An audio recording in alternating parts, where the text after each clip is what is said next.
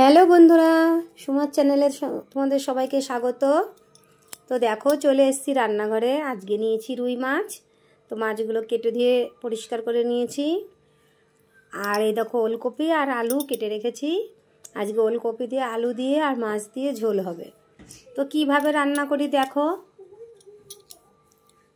আর তোমরা কিভাবে রান্না করো সেটাও আমাকে কিন্তু জানাবে, হ্যাঁ, কমেন্ট করবে যে আমি আজকে যেইভাবে রান্না করছি সেইভাবে তোমরাও রান্না করো নাকি। তো যাই হোক, দেখো আমি হলুদ দিয়ে দিলাম, লবণ দিয়ে দিলাম। মাছ কটা হলুদ লবণ মাখিয়ে নেবো আগে।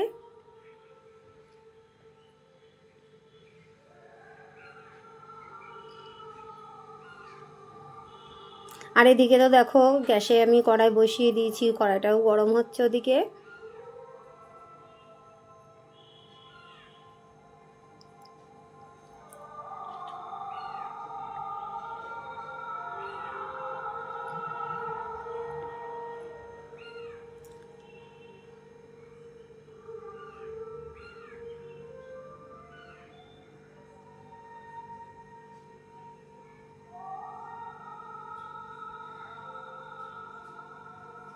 তো কড়াইতে আমি তেল দিয়ে দিলাম, দেখো গরম হয়ে গেছে তেলটা। এবার মাছগুলোকে ছাড়বো। আমি প্রথমে মুড়োগুলোকে ভেজে নেব। মুড়ো, লেজা এগুলোকে আগে ভাজবো, তারপরে মাছগুলোকে ভাজবো।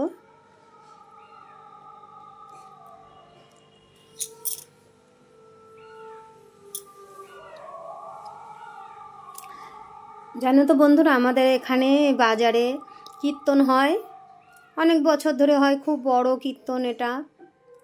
তো এখানে 7 দিন ধরে কীর্তন হয়। তো আমাদের এখানে এখন সেই কীর্তন হচ্ছে।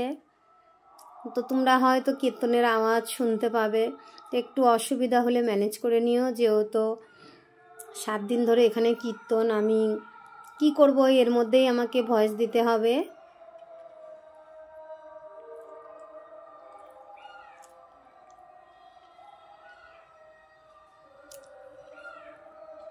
মুড়োগুলো তো ভাজা হয়ে গেছে, তুলে নিয়ে মাছগুলো দিয়ে দিলাম। তো মাছগুলো সব ভেজে নিই। তো দেখো, আমি মাছগুলো ভেজে তুলে নিয়েছি। আর দেখো, আমি এখানে একটু আগে ভাজা মশলা করে নেব। তো তার জন্য আমি তেজপাতা, শুকনো লঙ্কা, ধনে দিয়ে একটু নেড়ে নিচ্ছি। একটু পরে জিরেটা দেবো, তাই দেখো জিরেটাও দিয়ে দিলাম।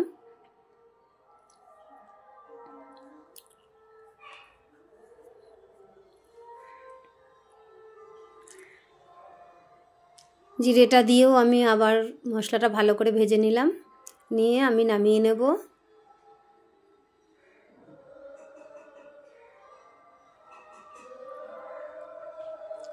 দেখো, মশলাটাও নামিয়ে নিয়েছি। আমি যে মাছ ভাজা তেলটা ছিল সেটা আমি বাটিতে ঢেলে রেখেছিলাম, ওই তেলটাই ওপর থেকে আবার একটু দিয়ে দিলাম। আমি আরেকটু তেল মিশিয়ে নেব তার সাথে।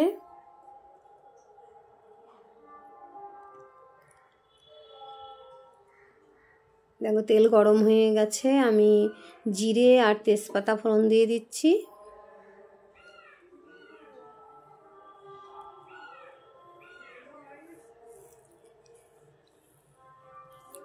একটা ছোট তেজপাতার থেকেই আমি আগার থেকে একটু ছিঁড়ে ভেজে নিয়েছিলাম মশলার সাথে, আর বাকিটুকু তেলে ফোড়ন দিলাম।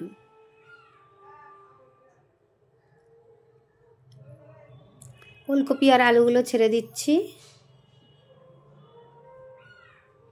ফুলকপি আর আলুগুলো আমি আবার একটু ভালো করে ভেজে নেব।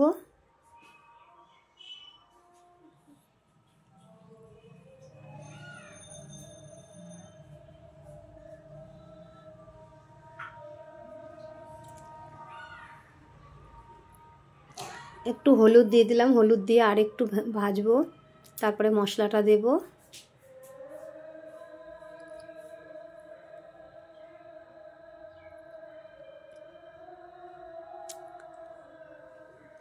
ওলকপি দিয়ে ভাজা মশলা দিয়ে মাছের ঝোল খেতে বেশ ভালোই লাগে। তো দেখো, আমি মশলাটা দিয়ে দিলাম, জিরে, আদা আর কাঁচা লঙ্কা বাটা।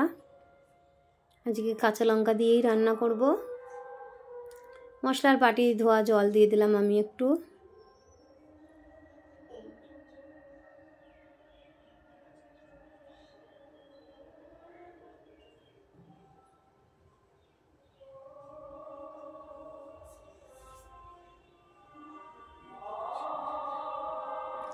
আমি স্বাদ মতন লবণ দিয়ে দিচ্ছি।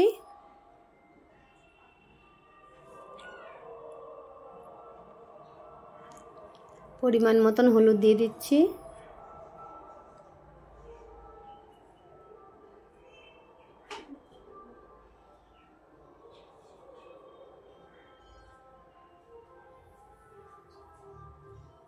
দেখো মশলাটা কষানো হয়ে গেল, এবার জল দিয়ে দেব। আমি একটু জল বেশিই দিলাম, আমি একটু ঝোলও রাখবো, আর তাছাড়া ওলকপি আলুটা তো সেদ্ধও হবে, আবার মাছটা দেব, তার জন্য আমার একটু জল বেশিই দিতে হবে।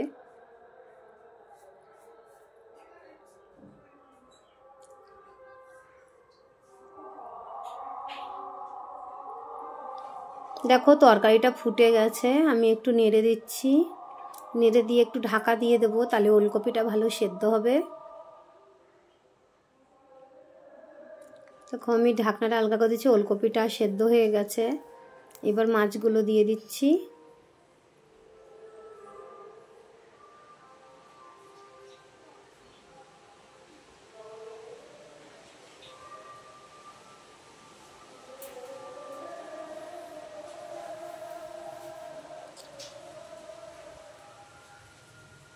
সাথে দেখো ভাজা মশলাটা করে নিয়েছিলাম, সেটা বেটে রেখেছি, ওই মশলাটাও দিয়ে দিচ্ছি।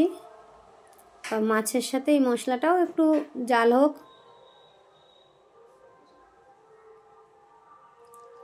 এবার মাছটা সেদ্ধ হওয়া অবধি তরকারিটা আর একটু ফুটবে।